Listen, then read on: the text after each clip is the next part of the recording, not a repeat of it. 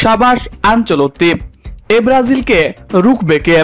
ইকুয়েডরের বিপক্ষে কারা থাকছে চূড়ান্ত স্কোয়াডে? তাই এই নিয়ে বিস্তারিত জানতে হলে ভিডিওটি না টেনে শেষ পর্যন্ত দেখতে থাকুন। আর আপনি যদি আমাদের চ্যানেলে নতুন হয়ে থাকেন তাহলে এক্ষুনি সাবস্ক্রাইব করে রাখুন।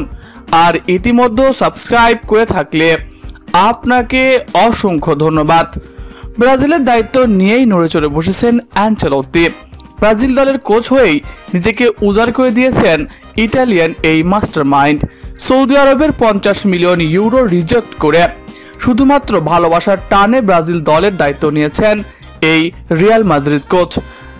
এর আগে ব্রাজিল দলের খেলোয়াড়দের সাথে তার বন্ধুত্ব থাকার ফলে তার খেলোয়াড়দের সম্পর্কে ভালো ধারণা রয়েছে। দলের প্রাণভোমরা নেইমারকে ফোন করে দলে ফিরিয়েছেন। এছাড়াও ইতিমধ্যে ইকুয়েডরের বিপক্ষে স্কোয়াড চূড়ান্ত করেছেন এই মাস্টার মাইন্ড কোচ। ব্রাজিল দলে রয়েছে অ্যালিসন বেকারের মতো বিশ্বসেরা গোলকিপার। আক্রমণের দায়িত্ব আছেন বর্তমান সময়ের সেরা তারকা ভিনি, রাফিনহা, রদ্রিগো, সাবিনহাদের মতো তরুণ ও অভিজ্ঞদের মিশ্রণ। তবে ইকুয়েডরের বিপক্ষে পাওয়া যাচ্ছে না রাফিনহাকে। পরপর 2 ম্যাচে হলুদ কার্ড দেখার কারণে এই ম্যাচটি মিস করতে চলেছেন তিনি। তবে পরের ম্যাচে একাদশে থাকবেন এই ব্রাজিল তারকা। অন্যদিকে ক্যাসিমিরো দীর্ঘদিন বাদে আনচেলত্তির হাত ধরেই ব্রাজিল দলে ফিরছে বলে দাবি ব্রাজিলিয়ান বেশ কিছু গণমাধ্যমের।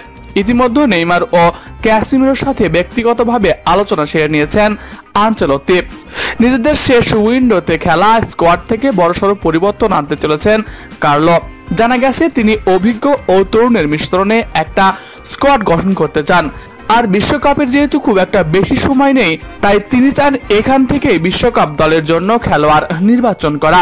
তাই আসন্ন ম্যাচগুলোতে তিনি গুরুত্ব দিয়ে দেখছেন যারা ভালো খেলতে পারবে তারাই বিশ্বকাপের টিকিট পাবে। তবে 2025 সালে এই 2 ম্যাচের পরে আরো 4টি প্রীতি ম্যাচ খেলবে ব্রাজিল। সেই ম্যাচগুলোতেও স্কোয়াডের বাইরে থাকা খেলোয়াড়রাও সুযোগ পেতে চলেছে। এতে করে বিশ্বকাপ স্কোয়াড নির্বাচন করা তার জন্য সহজ হয়ে যাবে। প্রিয় দর্শক, ব্রাজিল স্কোয়াডে আপনি কোন খেলোয়াড়কে দেখতে চান কমেন্ট করে জানাতে পারেন আপনার মন্তব্য। এছাড়াও খেলাধুলার সকল আপডেট সবার আগে পেতে হলে আমাদের চ্যানেলটি সাবস্ক্রাইব করতে ভুলবেন না। ধন্যবাদ সবাইকে।